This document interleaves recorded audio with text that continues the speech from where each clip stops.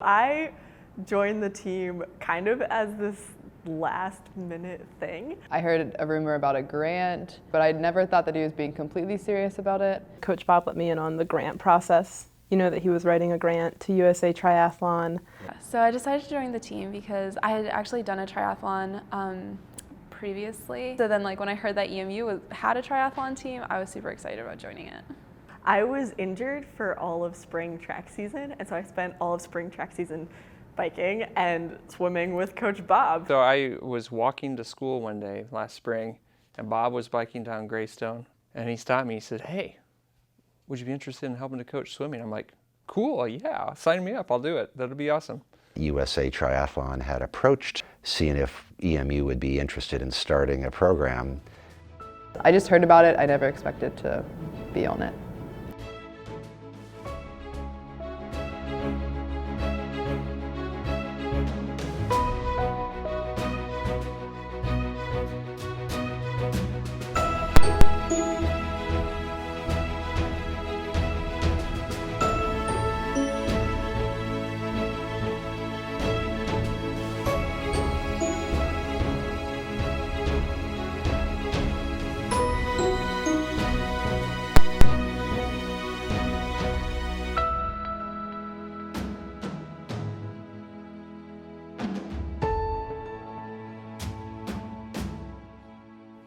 So swimming during the spring was mostly just like, here's a kickboard, kick yourself across the pool a couple hundred times.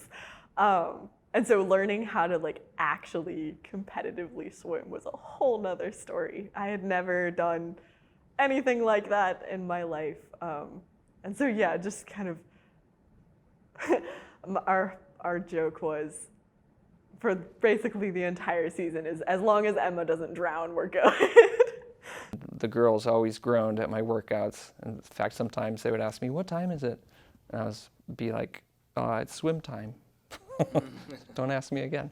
But when you're done, you get that feeling of, that was great. We had a good workout. Swimming in a pool, you have your own space and you have your own lane.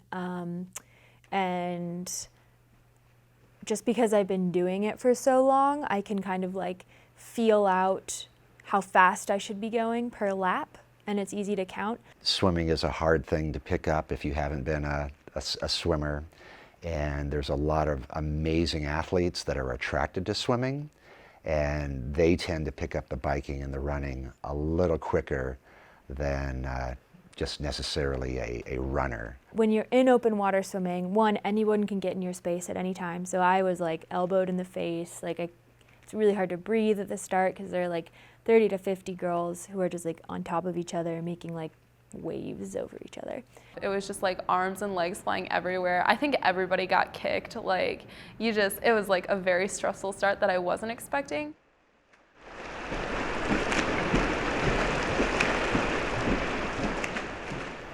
I had two big challenges this semester. Definitely swimming was one of them. Just showing up on Wednesday and Friday and definitely not being on the same level as the rest of them. While you're in the middle of the open water swim, you don't really know. You have buoy markers, but I'm used to saying I've done 200 meters, so I should pick it up.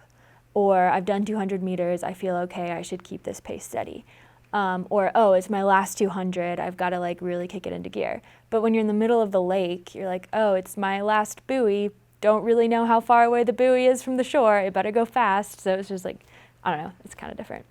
I was just kind of there and watching these awesome people and definitely learning a lot from them, but also I need to work really hard to get to that point. Practicing all that, all those laps of practice definitely helped. I think her having a supportive group of girls there with her helped probably just as much, or if not more, than anything I could have done to help her. I learned to enjoy swimming, but it was awful.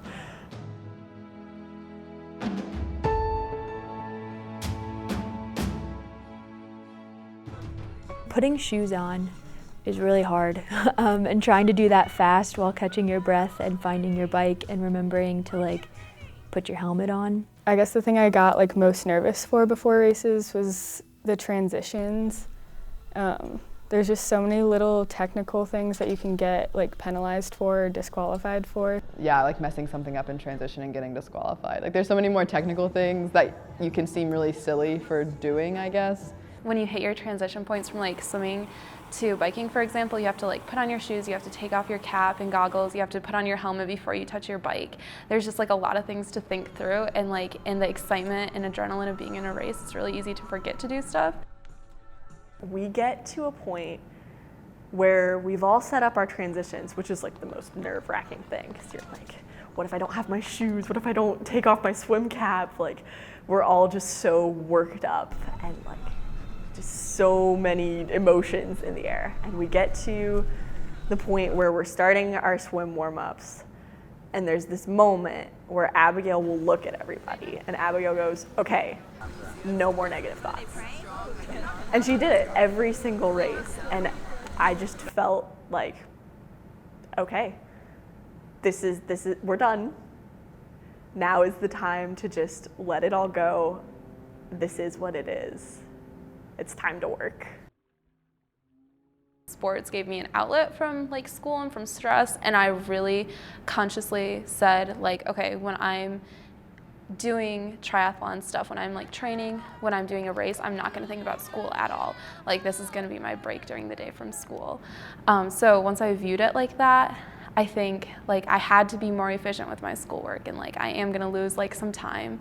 But like it was possible to like keep up with everything. I definitely probably didn't get as much sleep as I should have. Well, time is a huge commitment.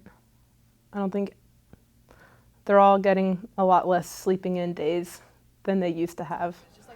Balancing like social time and triathlon was unexpectedly hard for me because I could practice in the mornings and still have stuff to do in the afternoons for practices if I wanted to, because we're practicing for 3 sports. It's like you can never do enough. Like you can always do something else. We had a rule, it's like every day you're doing one of the 3 disciplines, and then if we can squeeze in another, you know, workout for one of the other disciplines, then we're going to do it.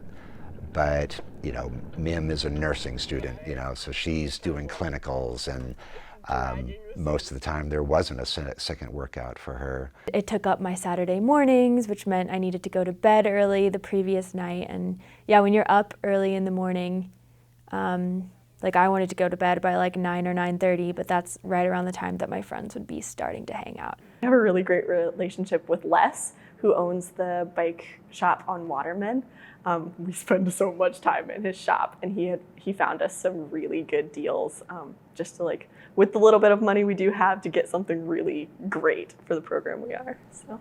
Coach Bob has a lot of connections, and there's some incredible bike people in town that have a lot of connections. And just like my bike that I trained on for most of the season, one day in practice in April, he was like, Abigail, come with me to this house that has a shed behind it. And I was like, okay.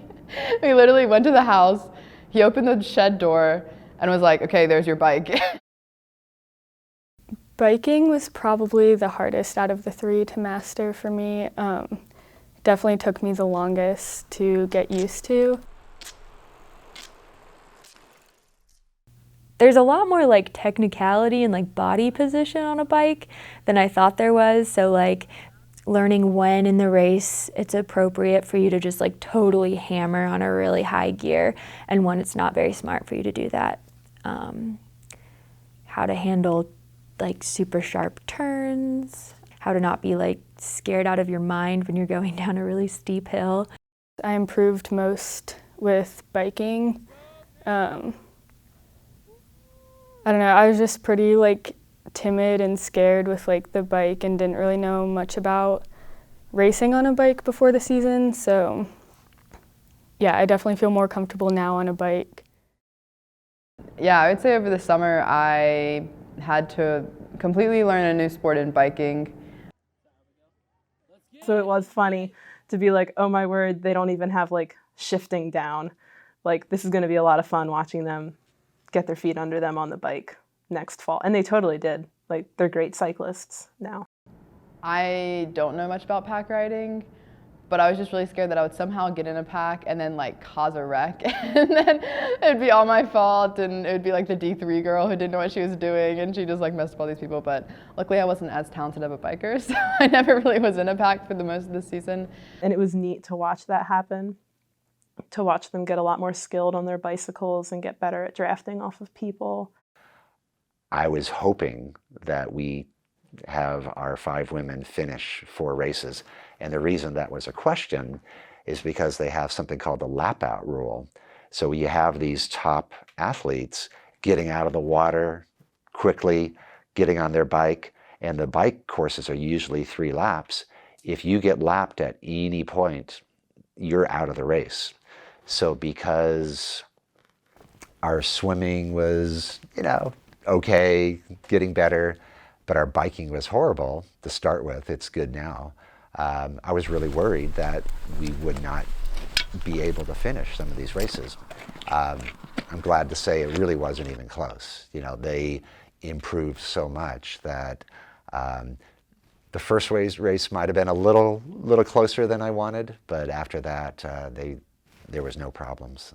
Being efficient in triathlons is so important, like efficient transitions between the different events. I learned a whole different level of like fatigue that your body can reach.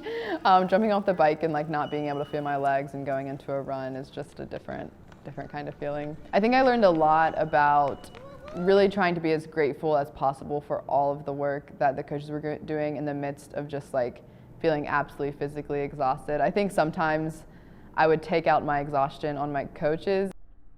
One of the challenges that I kind of struggled with was I am on the cross-country team and the triathlon team. And so often Abigail and I, who's also on the cross-country team at the same time, we would have multiple practices in a day on top of schoolwork, and all of us are seniors, so we're all involved in all sorts of things. I dealt with a lot of mental health stuff, I think, during the middle of the season. I had started feeling like I wasn't able to put nearly as much time into training, which in reality I was still putting like a decent amount, but yeah, in my head I was like, I'm not hitting what I want to hit. I wasn't feeling very connected with the cross-country team because, I mean, they were great, but I just like wasn't able to spend much time with them. I felt like I was always having to go do something else. And so when I would like lay down to sleep at night, I'd be so physically exhausted, my mind would just be running, and I would have some like panic attack stuff. And so I couldn't, there was like a few weeks there where sometimes I wouldn't get to bed until like 3, and then I would have to wake up at 6. And so I'd either have to decide to like go to practice or stay back from practice, but then that would kind of like perpetuate the cycle.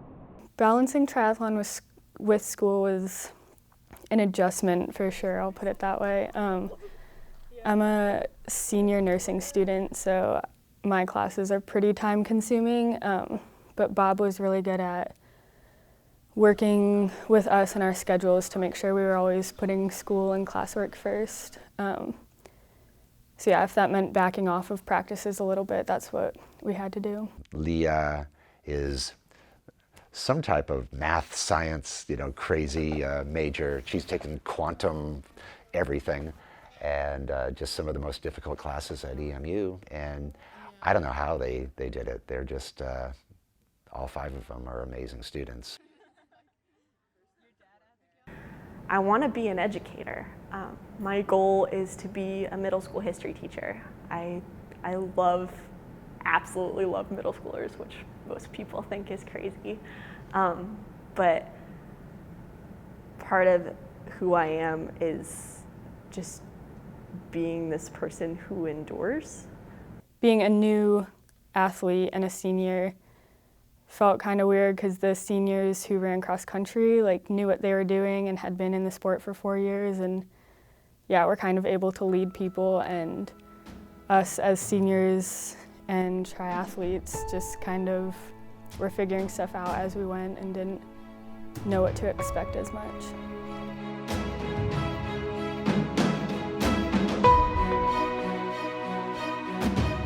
Thinking about their first race, they were kind of, like hanging out on the outside being like, oh my word, like, we'll survive this whole competition. Like, we'll get through the swim, get through the bike, get through the run. But by the end of the season, they were just taking so much more ownership and trying to get better at each segment and just being a lot more competitive and aggressive. This season has been fulfillment for me. Challenging. It would be determined joy. Persistence. Persistence.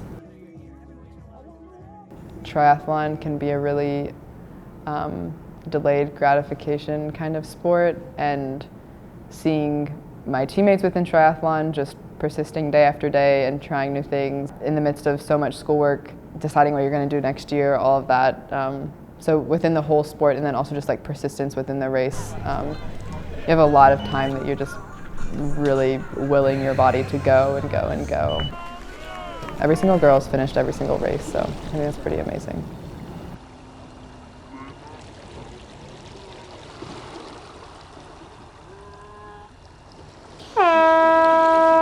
I told people when I took this job, it's like, I want to do exactly this until I die.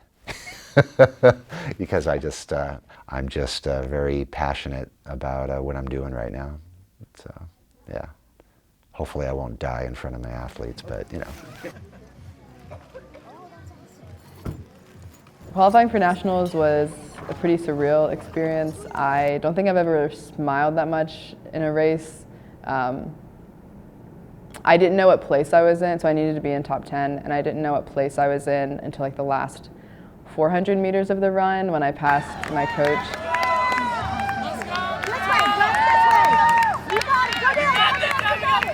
I knew I was close, but I also knew that I could be like just at the tail, like 11th or 12th. I didn't know how many girls I had passed on the run, and when he told me that I was 8th, I just like broke out in this huge smile. And yeah, I think at that point I was able to like let my all the tension I had built up with like, is all the work that I put in like any kind of worth it or anything like that. I just felt this like huge relief wash over me, and yeah, seeing people cheer and clap was pretty amazing. Coming from a large public institution in Texas, the thing I noticed in general about EMU is like people do things for different reasons. It's like those 5 women, yeah, this experience helped them individually, but they are the most selfless people. I really felt they were doing it because they wanted to see the program get off the ground for future participants in the program.